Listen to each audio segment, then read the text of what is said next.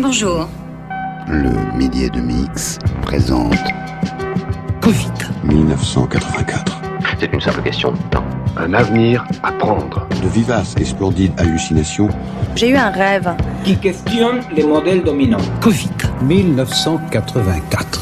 Pourquoi s'exciterait-on sur Big Brother, les 2 minutes de haine et tout le reste de leur foutu baliverne? L'enjeu n'est pas d'obéir à Big Brother. L'enjeu est d'aimer Big Brother. Covid 1984. On est tous embarqués dans la même histoire. Winston se demanda de nouveau pour qui il écrivait son journal. Le moment est maintenant venu de réfléchir sur l'avenir de l'homme et de notre société.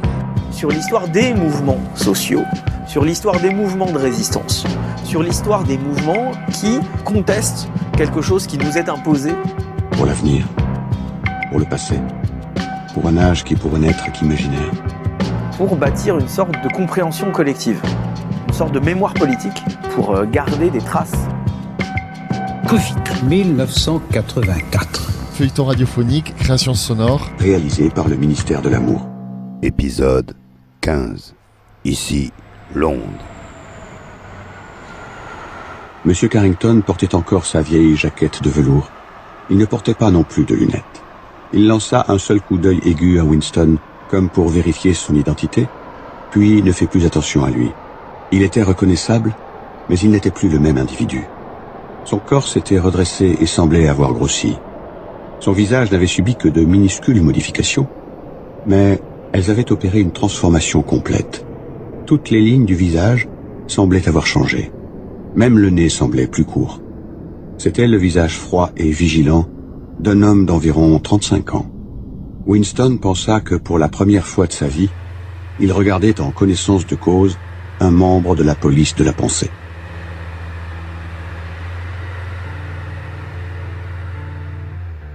Winston ignorait où il se trouvait.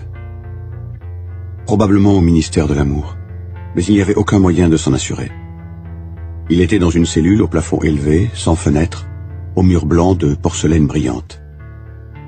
Des lampes dissimulées l'emplissaient d'une froide lumière, et Winston entendait un bourdonnement lent et continu, qui, pensa-t-il, avait probablement un rapport avec la fourniture de l'air.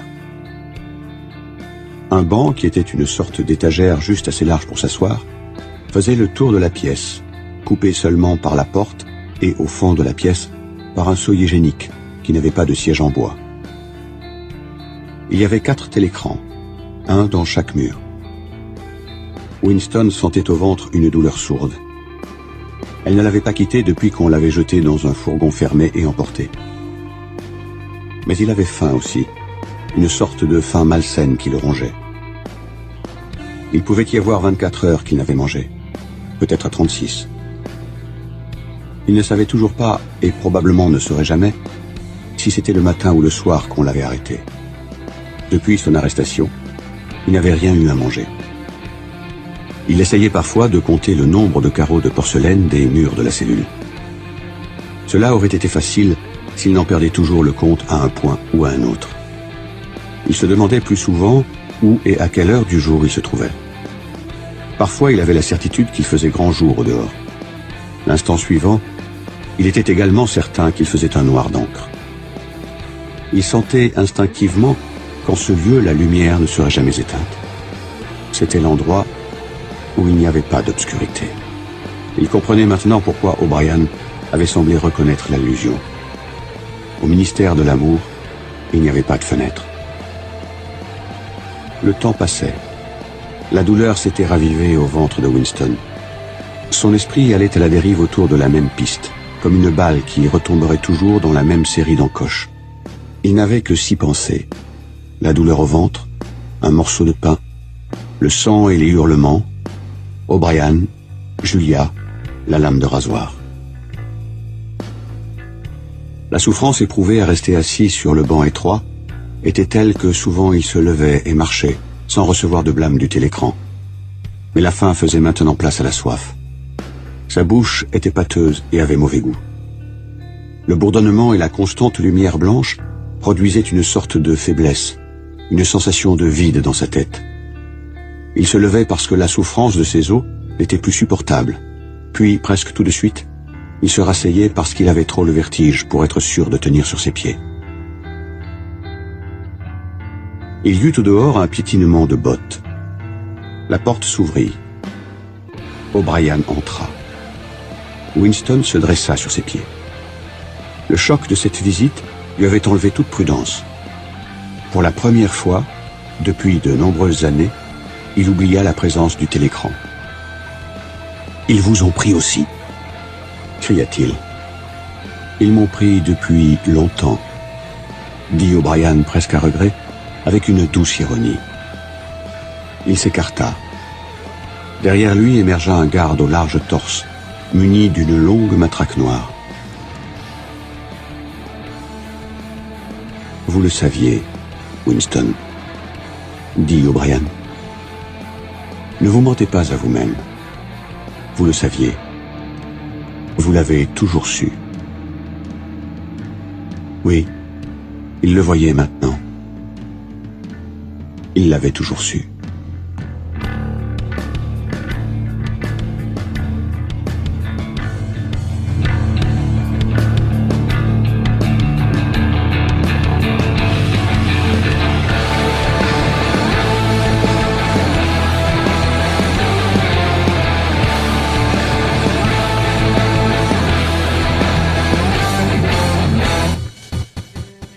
Winston était couché sur quelque chose qui lui donnait l'impression d'être un lit de camp, sauf qu'il était plus élevé au-dessus du sol.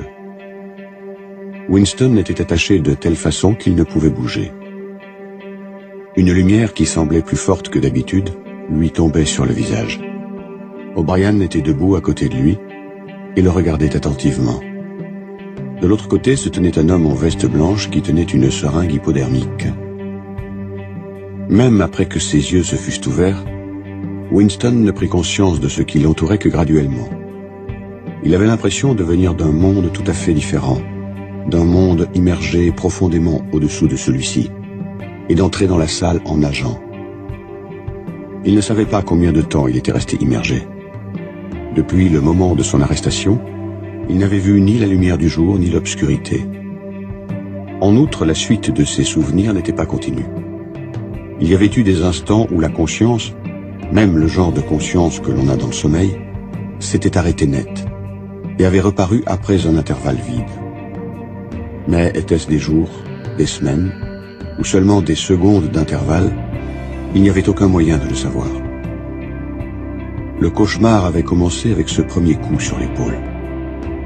Il devait comprendre plus tard que tout ce qui lui advint alors n'était qu'un préliminaire, une routine de l'interrogatoire à laquelle presque tous les prisonniers étaient soumis.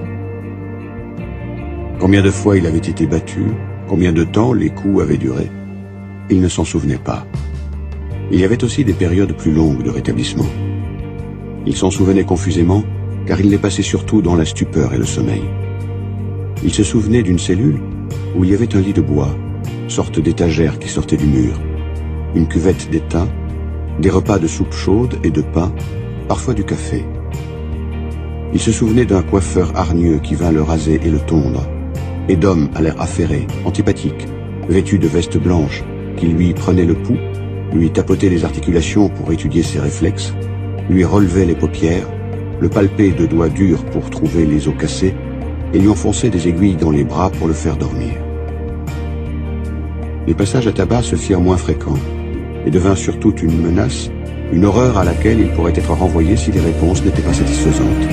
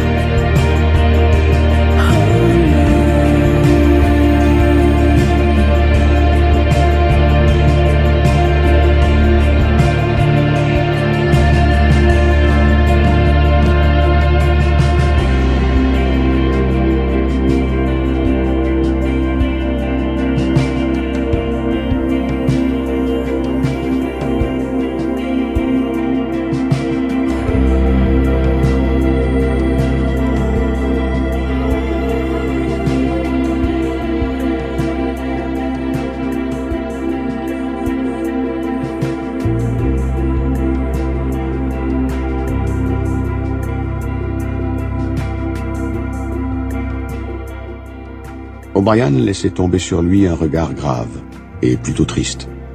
Son visage, vu d'en dessous, paraissait grossier et usé, avec des poches sous les yeux et des rides de fatigue qui allaient du nez au menton. Il était plus âgé que Winston l'avait pensé.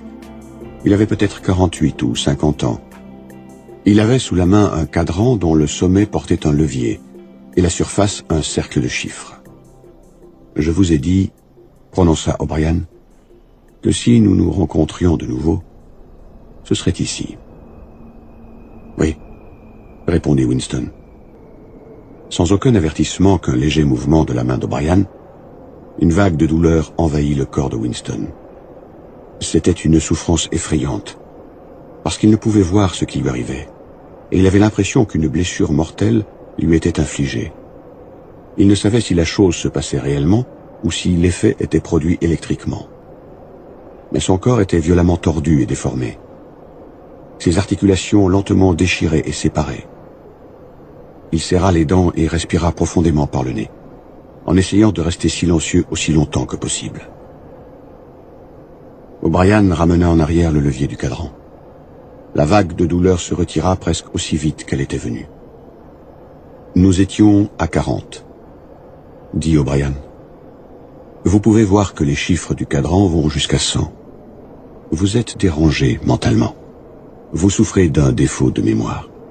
Vous êtes incapable de vous souvenir d'événements réels et vous vous persuadez que vous vous souvenez d'autres événements qui ne se sont jamais produits. Heureusement, cela se guérit. Vous ne vous êtes jamais guéri parce que vous ne l'avez pas voulu. Il y avait un petit effort de volonté que vous n'étiez pas prêt à faire. Même actuellement, je m'en rends bien compte, vous vous accrochez à votre maladie avec l'impression qu'elle est une vertu.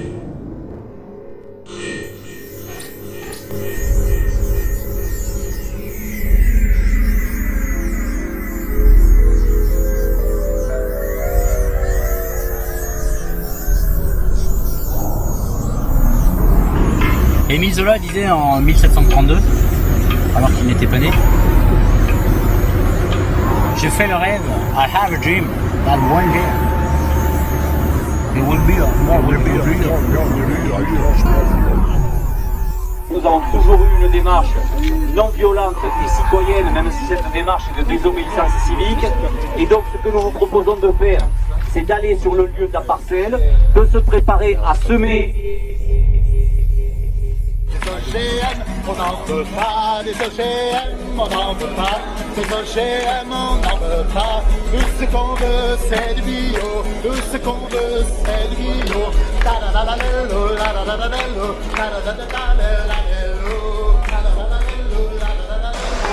Nous refusons aujourd'hui cette logique insupportable, cette logique qui est en train de tout broyer. Aujourd'hui, nous sommes là pour dire que les citoyens doivent reprendre le pouvoir.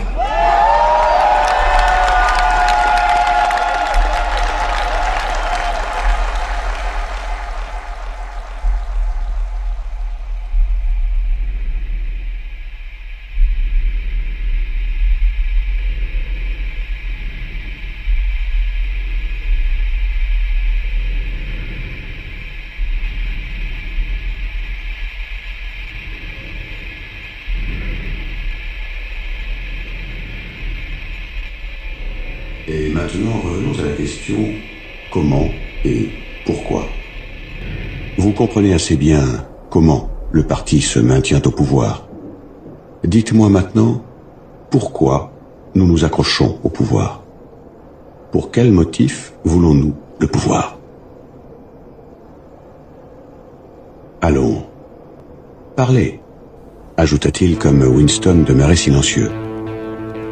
Je vais vous donner la réponse à ma question. La voici. Le parti recherche le pouvoir pour le pouvoir. Exclusivement pour le pouvoir. Le bien des autres ne l'intéresse pas. On n'établit pas une dictature pour sauvegarder une révolution. On fait une révolution pour établir une dictature. La persécution a pour objet la persécution. La torture a pour objet la torture. Le pouvoir a pour objet le pouvoir. Commencez-vous maintenant à me comprendre? Il s'éloigna du lit et se mit à arpenter la pièce de long en large, une main dans sa poche. Nous sommes les prêtres du pouvoir, dit-il. Dieu, c'est le pouvoir. Mais actuellement, le pouvoir, pour autant qu'il vous concerne, n'est pour vous qu'un mot. Il est temps que vous ayez une idée de ce que signifie ce mot pouvoir. Vous devez premièrement réaliser que le pouvoir est collectif. L'individu n'a de pouvoir qu'autant qu'il cesse d'être un individu. Vous connaissez le slogan du parti. La liberté, c'est l'esclavage. Vous êtes-vous jamais rendu compte qu'il était réversible? L'esclavage, c'est la liberté. Seul, libre, l'être humain est toujours vaincu. Il s'arrêta et reprit un instant l'air du pédagogue qui questionne un élève qui promet. Comment un homme s'assure-t-il de son pouvoir sur un autre, Winston? Winston réfléchit. En le faisant souffrir? Répondit-il. Exactement. En le faisant souffrir. L'obéissance ne suffit pas. Comment, s'il ne souffre pas, peut-on être certain qu'il obéit non à sa volonté, mais à la vôtre? Le pouvoir est d'infliger des souffrances et des humiliations. Le pouvoir est de déchirer l'esprit humain en morceaux que l'on rassemble ensuite sous de nouvelles formes que l'on a choisies. Commencez-vous à voir quelle sorte de monde nous créons?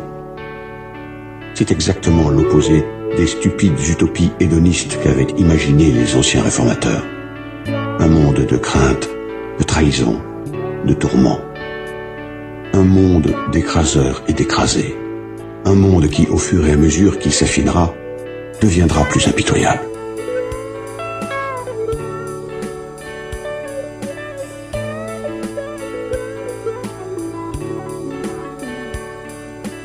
O'Brien posa une main sur son épaule, presque avec bonté.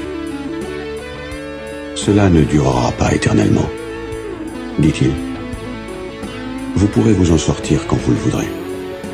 Tout dépend de vous. Nous vous avons battu, Winston. Nous vous avons brisé. Vous avez vu ce qu'est votre corps. Votre esprit est dans le même état. Je ne pense pas qu'il puisse rester en vous beaucoup d'orgueil. Vous avez reçu des coups de pied, des coups de fouet et des insultes. Vous avez crié de douleur. Vous vous êtes roulé sur le parquet dans votre vomissure et votre sang. Vous avez pleurniché en demandant grâce. Vous avez trahi tout le monde et avoué tout. Pouvez-vous penser à une seule dégradation qui ne vous ait pas été infligée? Winston s'était arrêté de pleurer, mais ses yeux étaient encore mouillés. Il les leva vers O'Brien. Je n'ai pas trahi Julia, dit-il. O'Brien le regarda pensivement. Non, dit-il. Non, c'est parfaitement vrai. Vous n'avez pas trahi Julia. Le contrôle du passé. Le contrôle du passé a le contrôle du futur.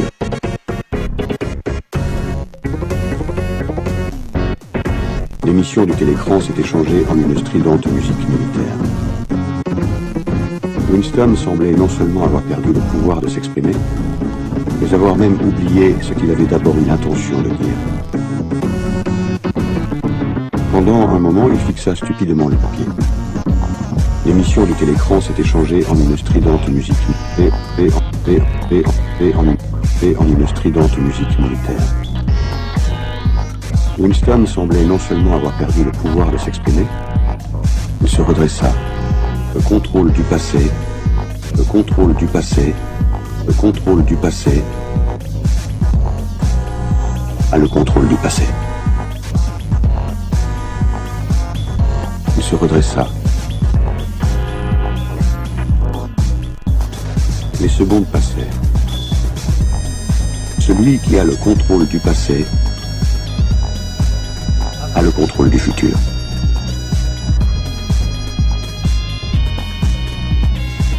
Celui qui a le contrôle du présent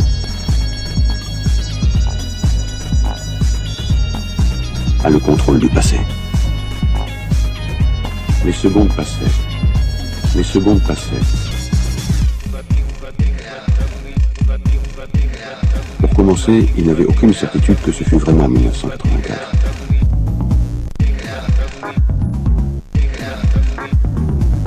« 1984. Feuilleton radiophonique. Les secondes passaient.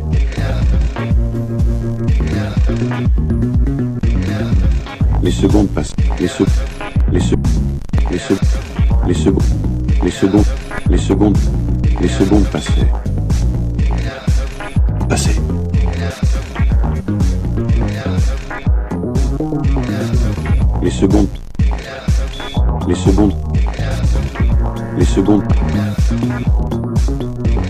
Passé. Passé. Passé. Passé. Il allait beaucoup mieux. Il devenait chaque jour plus gros et plus fort, s'il était possible de parler de jour. La lumière blanche et le bourdonnement étaient plus que jamais les mêmes, mais la cellule était un peu plus confortable que celle dans lesquelles il s'était trouvé. Il avait un oreiller et un matelas sur une planche formant lit et un tabouret pour s'asseoir. On lui avait donné un bain, et on lui permettait de se laver assez fréquemment dans une cuvette d'étain. Des semaines ou des mois devaient s'être écoulés. Il y aurait été maintenant possible de tenir le compte des jours s'il avait éprouvé le moindre désir de le faire, car il était maintenant nourri à intervalles qui paraissaient réguliers. On lui donnait, estima-t-il, 3 repas en 24 heures. Même réveillé, il était dans une torpeur complète. D'un repas à l'autre, souvent il restait étendu, presque sans bouger, parfois endormi, parfois éveillé, et s'abandonnant à de vagues rêveries au cours desquelles ouvrir les yeux était un trop grand effort. Il rêva beaucoup pendant toute cette période, et c'était toujours des rêves heureux. Les pensées qu'il avait quand il était éveillé concernaient surtout ses rêves. Il semblait avoir perdu le pouvoir de l'effort intellectuel, maintenant que l'aiguillon de la souffrance lui avait été enlevé. Il ne s'ennuyait pas, il n'avait aucun désir de conversation ou de distraction. Être simplement seul, ne pas être battu ou questionné, avoir suffisamment à manger, être propre de la tête aux pieds, c'était tout à fait satisfaisant. Son esprit devint plus actif. Assis sur le lit, le dos appuyé au mur, il entreprit délibérément le travail de se rééduquer. Il avait capitulé. Il le reconnaissait. En réalité, il le voyait maintenant. Il avait été prêt à capituler longtemps avant d'en avoir pris la décision. Dès l'instant où il s'était trouvé à l'intérieur du ministère de l'amour, et oui, même durant ces minutes, au cours desquelles Julia et lui étaient restés impuissants, tandis que la voix de fer du télécran leur donnait des ordres, il avait saisi la frivolité, le peu de profondeur de son essai de rébellion contre le pouvoir du parti. Oui, il ne pouvait lutter plus longtemps contre le parti. L'esprit doit entourer d'un mur sans issue toute pensée dangereuse. Le processus doit être automatique, instinctif.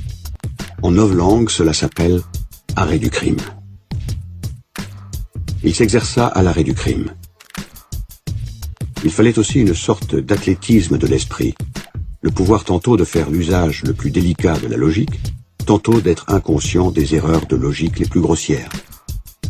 La stupidité était aussi nécessaire que l'intelligence, et aussi difficile à atteindre.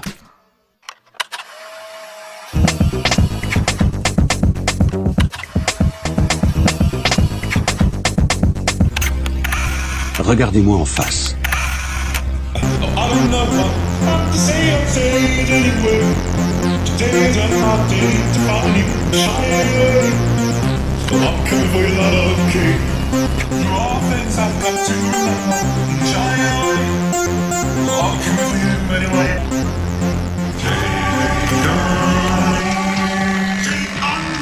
Regardez-moi en face.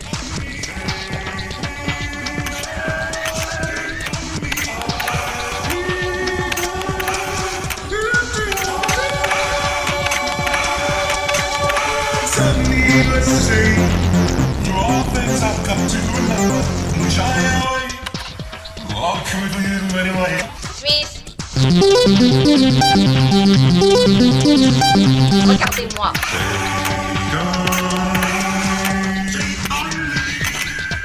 Regardez-moi en face.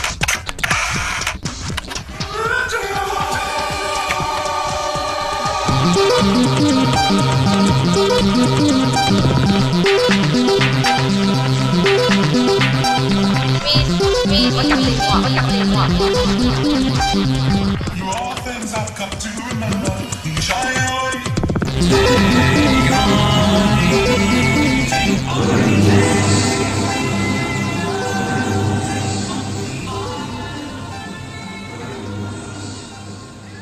Quels étaient ses véritables sentiments à l'égard de Big Brother? Il y eut sur le palier un lourd piétinement de beauté. La porte d'acier tourna et s'ouvrit avec un bruit métallique. O'Brien entra dans la cellule. Derrière lui venait l'officier au visage de cire et les gardes en uniforme noir. « Debout », dit O'Brien. « Venez ici. » Winston se mit debout devant lui. O'Brien lui prit les épaules entre ses mains puissantes et le regarda de près. « Vous avez pensé à me tromper, dit-il. C'est stupide. Redressez-vous. Regardez-moi en face. » Il s'arrêta et continua sur un ton plus aimable. « Vous vous améliorez. Intellectuellement, il y a très peu de mal en vous. Ce n'est que par la sensibilité que vous n'avez pas progressé. Dites-moi, Winston, et attention, pas de mensonge. Vous savez que je puis toujours déceler un mensonge. Dites-moi, quels sont vos véritables sentiments à l'égard de Big Brother? Je le hais. Vous le haïssez. Bon. Le moment est donc venu pour vous de franchir le dernier pas. Il faut que vous aimiez Big Brother. Lui obéir n'est pas suffisant. Vous devez l'aimer. Il relâcha Winston et le poussa légèrement vers les gardes. « Salle 101, dit-il.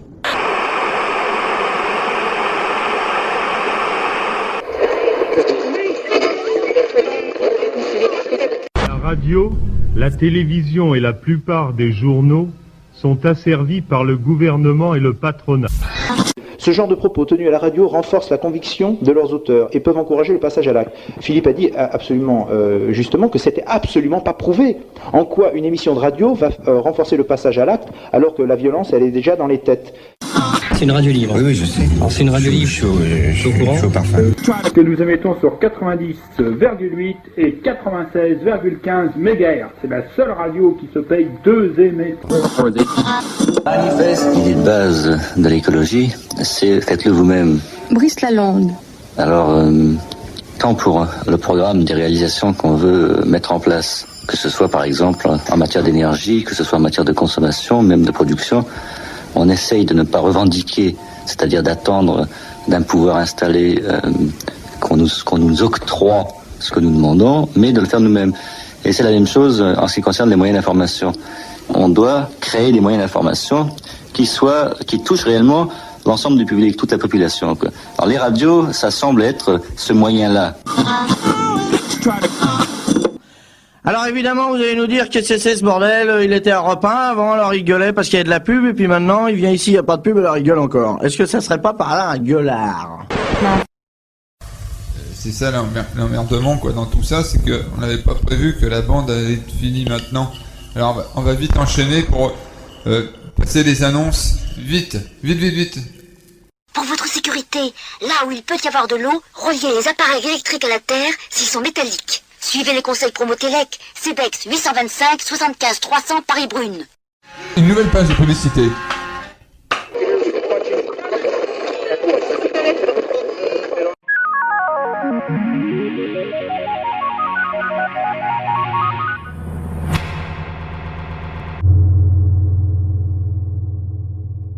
Welcome to the game of sound. Press enter to open a new sample. Click here to start game. 1 player. Start game. Interaction mode.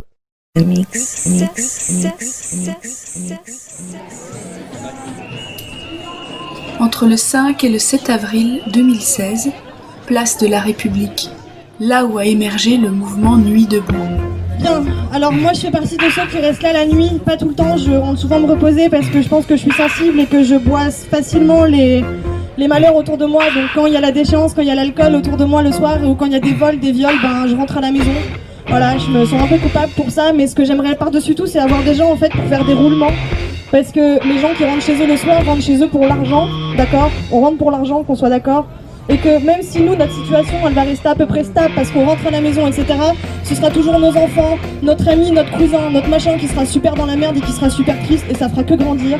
Donc s'il vous plaît, je sais pas, même si vous voulez pas camper ici la nuit tout le temps, parce que même nuit debout rentre à minuit en fait, hein, donc nous on est là à dormir avec les SDF, donc je sais pas, faites des roulements, proposez-nous des activités pour la nuit, pour essayer de divertir les gens qui pensent qu'à boire ou qu'à se droguer parce qu'ils sont seuls, parce qu'on est seuls, parce qu'on est triste comme ça, parce qu'on devient déchu quand on a une enfance de merde, quand on a autour de nous, quand on a à l'école, voilà, des gens de merde.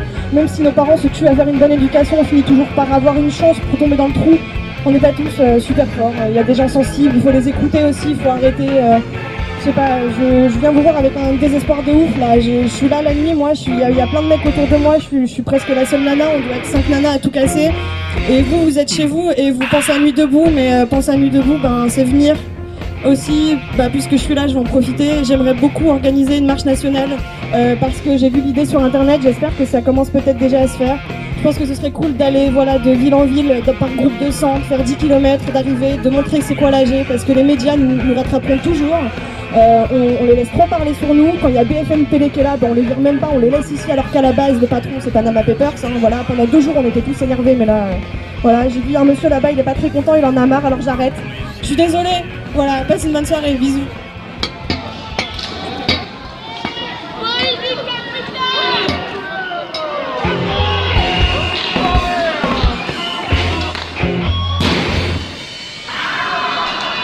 Oui, parce qu'en fait, on est en train de monter le film avec Flo Laval et William Roy, mon monteur, quand arrivent les premières manifestations des Gilets jaunes et ces images de ce journaliste de BFM TV sur la tête de qui on écrase un œuf, et puis plein d'autres journalistes qui se font conspuer, bousculer, et là, ça titille un peu, quoi. Je me dis, bon, les Gilets jaunes, il y a une colère sourde qui était là, qui n'attendait que d'exploser, et je la comprends, mais cette violence vis-à-vis de la profession, c'est-à-dire que toutes les insultes qu'on voyait auparavant en ligne sur les réseaux sociaux, là, elles sortent du cadre, elles sortent de l'écran et on tape sur les journalistes et je me dis, et ben en fait c'est plus que symbolique, ça reflète vraiment un ras-le-bol généralisé.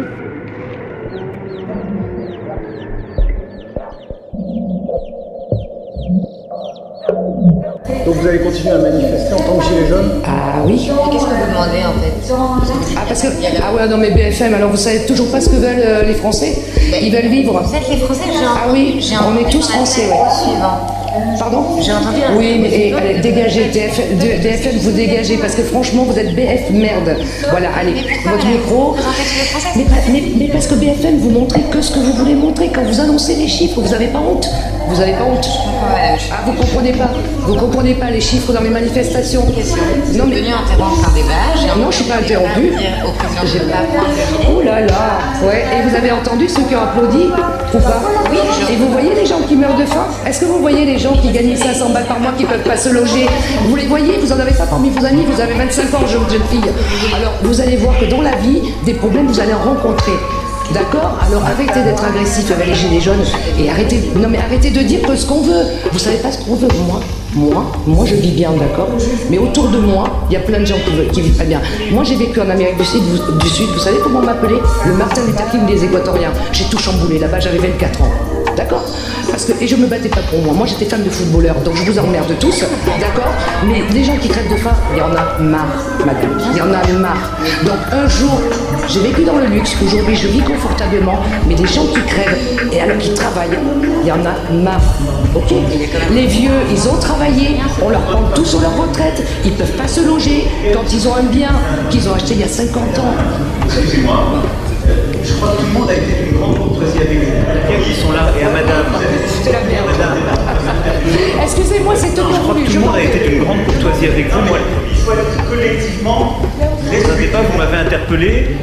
Non, je vous ai répondu. Non, mais il faut être collectivement respectueux les uns des autres. Et donc, non, mais venez, mais revenez au débat. Mais revenez au débat. Et je demande aux journalistes qui sont là, on n'est pas dans un show télévisé où il y a des bêtes étranges qui sont plus intéressantes. Madame parle de sujets graves, on les aborde. Donc moi, je vous invite à reprendre votre place comme on le fait tous.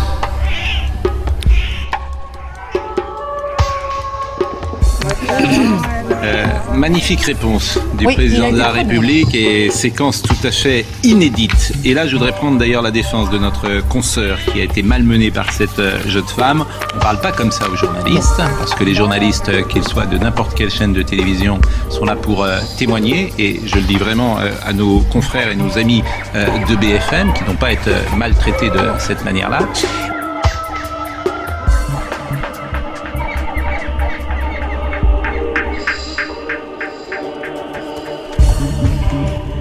Comme dirait Olivier Goujon, que c'est une bande de crevards aussi, les journalistes, hein, qui font tout pour bien faire leur métier, mais qui parfois abandonnent parce que c'est compliqué. Oui, bonjour Monsieur le Premier ministre, Mesdames, Messieurs, bonjour, je suis Patrick Donte. La première chose, c'est peut-être une réflexion sur ce mouvement des Gilets jaunes, et à savoir que pour ce gouvernement, comme pour nous, on devrait en retenir le fait qu'on est face à l'impuissance populaire. C'est-à-dire qu'on est obligé d'en arriver, vous voyez, à 2 mois ininterrompus, peut-être plus, encore de manifestations pour pouvoir se faire écouter. Ce qui signifie bien qu'il y a à la fois une crise de représentativité dans nos institutions, mais aussi ce que j'appellerais moi une crise de citoyenneté. C'est-à-dire que on voudrait vraiment passer d'un statut de citoyen à électeur, être un peu les acteurs de notre propre destin. Je pense que c'est un peu ça quand même le message de fond qu'on doit retenir des Gilets jaunes et que vous, gouvernement, vous devriez prendre en compte. Peut-être d'abord, puisque certains d'entre vous ont dit à juste titre que si nous sommes ici réunis, c'est parce que il y a eu ce mouvement des Gilets jaunes. Donc peut-être commencer par dire un mot sur ce mouvement. À mes yeux, il a du plus, il a du positif et il a du négatif. D'abord, comment est-ce qu'il est né et qu'est-ce qu'il traduit ? Probablement, il traduit pour une part une colère et une exaspération contre des décisions prises par le gouvernement que j'assume, et donc probablement j'ai une part de responsabilité dans ce mouvement.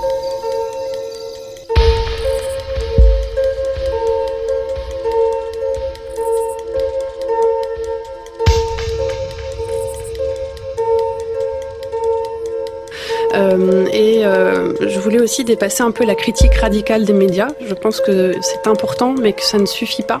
Que c'est une posture qui peut être confortable par certains aspects, mais aller plus loin que la critique et dire bon bah ok, maintenant tout ça on sait.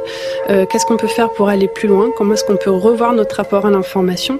Et c'était essayer de lancer des pistes de réflexion.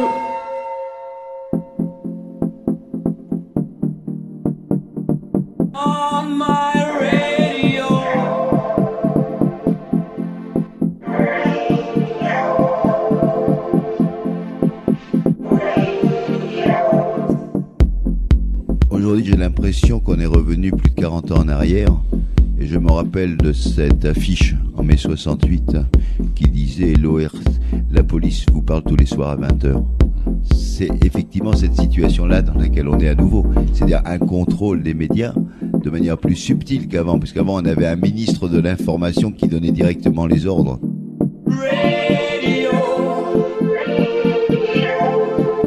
Radio Kaka, Radio Google, Radio Gassa. All we hear is Radio Gassa, Radio blah blah, Radio what's new, Radio.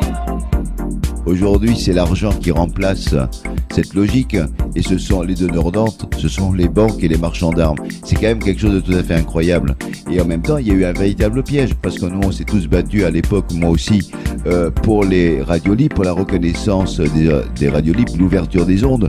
Or, on voit ce qui s'est passé, c'est que là aussi, c'est le fric qui a pris le dessus, parce que ce sont les marchands qui se sont engouffrés, et les radios associatives sont restés cantonnés à la marge dans le système. Aujourd'hui, leur visibilité est très difficile.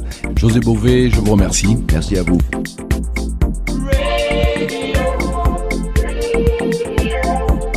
Radio Gassa, Radio Google, Radio Gassa. All we hear is Radio Kaka, Radio Google, Radio Gassa. All we hear is Radio Kaka, Radio blah blah.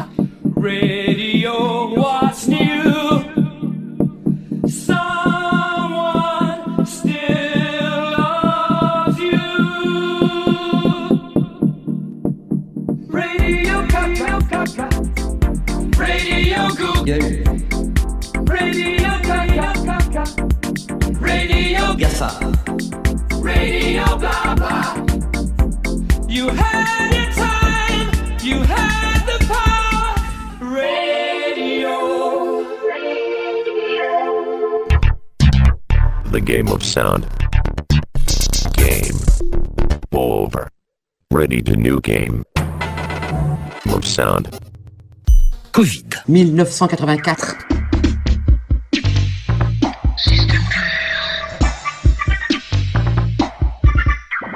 Appendice. Les principes du novlangue. Les mots novlangue étaient divisés en 3 classes distinctes. Plus, on disait en novlangue double pensée. Double plus. La vie de tous les jours. Appendice. En 1984, quand l'ancilangue était encore un mode normal d'expression, le danger théorique existait qu'en employant des mots novlangues, on pût se souvenir de leur sens primitif. En pratique, il n'était pas difficile, en s'appuyant solidement sur la double pensée, d'éviter cette confusion. Toutefois, la possibilité même d'une telle erreur aurait disparu avant 2 générations. Une personne dont l'éducation aurait été faite en novlangue seulement ne saurait pas davantage que « égal » avait un moment eu le sens secondaire de « politiquement égal » ou que « libre » avait un moment signifié « libre politiquement ». Que par exemple une personne qui n'aurait jamais entendu parler d'échec ne connaîtrait le sens spécial attaché à Rennes et à Tours. Il y aurait beaucoup de crimes et d'erreurs qu'il serait hors de son pouvoir de commettre, simplement parce qu'ils n'avaient pas de nom, et étaient par conséquent inimaginables. Et l'on pouvait prévoir qu'avec le temps, les caractéristiques spéciales du novlangue deviendraient de plus en plus prononcées, car le nombre des mots diminuerait de plus en plus, le sens serait de plus en plus rigide, et la possibilité d'une impropriété de terme diminuerait constamment. Lorsque l'ancilangue aurait, une fois pour toutes, été supplantée, le dernier lien avec le passé serait tranché. L'histoire était réécrite, mais des fragments de la littérature du passé survivraient çà et là, imparfaitement censurés, et aussi longtemps que l'on gardait l'ancilangue, il était possible de les lire. Mais de tels fragments, même si par hasard ils survivaient, seraient plus tard inintelligibles et intraduisibles.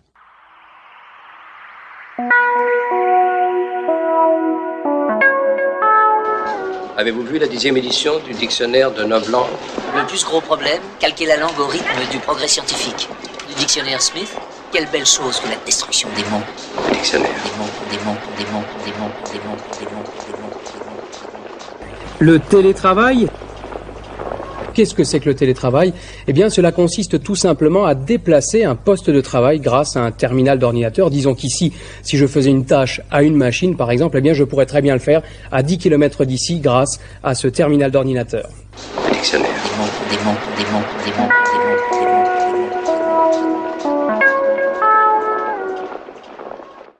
En l'an 1984, le novlangue n'était pas la seule langue en usage. On comptait que le novlangue aurait finalement supplanté l'ancilangue, nous dirions la langue ordinaire, vers l'année 2020. Les actualités. Pas du langage sexiste au... Depuis des années, nous devons donc... Les actualités, magnifique. Le 28 juillet. Ce printemps, pendant la crise du Covid, je vous l'avais promis. J'ai changé. Nous devons sortir des sentiers battus, des idéologies, nous réinventer. Et moi le premier. Et après réflexion pour me réinventer, pour la rupture, pour sortir des sentiers battus, pour les jours heureux et tout le tout team, j'ai pensé à un truc. On va faire des allègements de charges. C'est du jamais vu ça, de l'original, du disruptif. Pour la jeunesse, pour qu'elle trouve du boulot à la rentrée, on fait quoi? On allège les charges des entreprises. Pour relocaliser l'industrie, les médicaments, les aliments, les vêtements, on fait quoi? On allège les charges des entreprises. Les gilets jaunes protestent, on allège les charges des entreprises. Jeannot Castex et moi, on est raccord là-dessus. Vous avez des soucis de prostate? On allège les charges des entreprises. La peau qui pèle? On allège les charges des entreprises. Les toilettes sont bouchées? On allège les charges des entreprises. C'est ça la rupture. Je me rends compte aujourd'hui quelle aurait pu être ma vie si vraiment j'avais été contaminée. C'est pas pareil. Avant la crise, on a allégé les charges, d'accord. L'impôt de solidarité, l'exit tax, la flat tax, etc. C'est vrai. C'est vrai, mais c'était, je dirais, les allègements d'avant. Là, maintenant, on fait des allègements, mais c'est les allègements d'après. Avant, vous aviez les allègements, ils profitaient aux riches, aux actionnaires, aux Sanofi, Engie et compagnie. Là, on fait des allègements d'après et c'est toute la différence. J'entends des remarques justement des chipotages. Vous devriez cibler, alléger les PME, les artisans, l'écologie, gna gna gna, et pas forcément Sanofi, Engie et compagnie. Non mais d'abord, si on commence à faire le tri, vous voyez les complications, la paperasserie, et puis il y a l'égalité. L'égalité, c'est un principe auquel nous sommes tous attachés. Et ça me paraît important, ce traitement d'égalité entre Total et votre maraîcher bio. Que votre maraîcher bio ne soit pas trop favorisé, pas trop privilégié par rapport à Total. Donc des allègements pour tous, c'est notre projet. Donc je vous ai demandé de venir parce que durant tout ce temps, longtemps de confinement, la Cave Poésie a été très active. Vous avez créé une web radio, on peut dire ça comme ça ? Oui, en fait... Vous avez décidé qu'il fallait réagir, qu'il fallait rester en lien, j'imagine. Non mais d'accord. Hollande, lui aussi, il a fait des allègements de charges. Mais attendez, j'ai retrouvé ce papier dans mon bureau à l'Élysée, du temps où c'était moi qui le conseillais.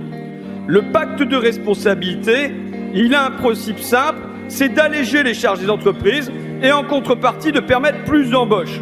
1 million d'emplois, on avait avancé avec le PINS du MEDEF et tout, 100 milliards de dépensés, et tant pis, les contreparties, on les attend encore. Ça va venir. Mais même avant Hollande, prenez Sarkozy, il racontait quoi ? Je le cite, « De quoi souffre l'économie française ? De ne pas assez investir à cause des charges qui pèsent sur les entreprises. Il est donc urgent de rétablir la compétitivité de nos entreprises. » Et avant lui encore, avant lui Jacques Chirac. Aujourd'hui, une vérité s'impose, c'est la baisse des charges qui est l'outil le plus puissant pour réduire le chômage. Et avant lui toujours, Valéry Giscard d'Estaing, nous allons exonérer les entreprises de l'impôt sur le bénéfice et de charges sociales. Alors, il le répète depuis 30 ans, et vous allez me dire, ça n'a pas marché. Ça n'a pas marché, d'accord, et alors ? Est-ce que c'est une raison pour se décourager ? Est-ce que c'est une raison pour essayer autre chose ? Non, il faut persévérer, il faut verser plus, il faut alléger plus, et surtout, ça n'a pas marché, parce que c'était les allègements d'avant, de l'ancien monde, de la vieille école. Et c'est pour ça que nous, avec Jeannot, on fait des allègements d'accord, mais pas comme Giscard, Chirac, Sarkozy & Co. Parce que nous, on fait des allègements d'après, des allègements, on pourrait dire, résilients. Et ça, c'est la rupture. Ça, c'est sortir des sentiers battus. Ça, c'est se réinventer. Ah ça oui, avec nous, c'est une remise en cause permanente, des nouvelles recettes, un changement de logiciel. Bref, c'est l'imagination au pouvoir. Depuis 10 ans, en fait, on organise... le 14 février, une émission de radio qui s'appelle Love Me Tender. Oui, et quand moi je suis arrivé à la cave, naturellement, j'ai ramené cette émission à la cave Po. Et donc, on a depuis 10 ans une web radio éphémère d'une journée. Et en fait, il y avait tout le matos à la cave. Donc. Mais là où nous sommes vraiment disruptifs, budgétairement disruptifs, et permettez-moi, génialement disruptifs, c'est qu'en allégeant les charges, forcément ça fait moins de recettes. Donc ça fait des dettes pour la Sécu. Et pourtant, avec moins de recettes, avec plus de dettes, nous lançons une 5e branche de la sécurité sociale. Le risque vieillesse. Nous le lançons sans un rond, mais nous le lançons. C'est pas de l'argent magique, ça ? C'est pas un miracle comptable ? C'est pas de la disruption totale ? Bon allez, vive la République, vive la France et bonnes vacances ! Et il faut qu'ils prennent conscience de la dangerosité de leur comportement. Je me dis bon, imaginons, et très vite est née l'idée d'utiliser ce matériel radio parce que finalement il faut assez peu de choses pour diffuser. Donc grâce à Philippe Pité, que je remercie, L'Onde de Miroir, on avait ce petit matériel à la cave, je l'ai rapatrié chez moi. Et à partir de là, on a pu inventer Radio Cave Po. Au début, c'est parti un peu sur l'euphorie de ce confinement. On avait quelques archives, les idées ont commencé à germer. C'est des vies humaines qui sont en jeu. On est allé chercher sur le site de Canal Sud aussi les émissions que Nelly Adno, qui avait été service civique chez vous il y a quelques années, avait réalisé, des interviews. Marc Lazzaro de Radio Campus a passé tout le confinement à dérocher les centaines d'heures que nous avions de Love Me Tender depuis 10 ans. Et il en a extrait 55 podcasts, grosso modo d'1 heure chacun, qui, depuis le temps qu'il y avait ces archives qui étaient là, qu'on n'avait jamais traitées, il en a fait des podcasts, c'était vraiment super.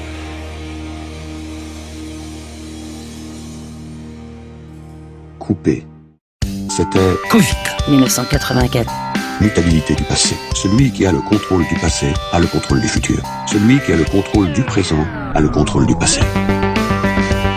J'ai eu un rêve que les médias, ça parlerait un petit peu des gens. Covid. 1984. On sait tout de vous.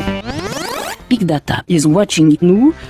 Prochain épisode du feuilleton. Nous y reviendrons la prochaine fois. Covid. 1984. Réalisé par le ministère de l'amour. De l'amour. De l'amour.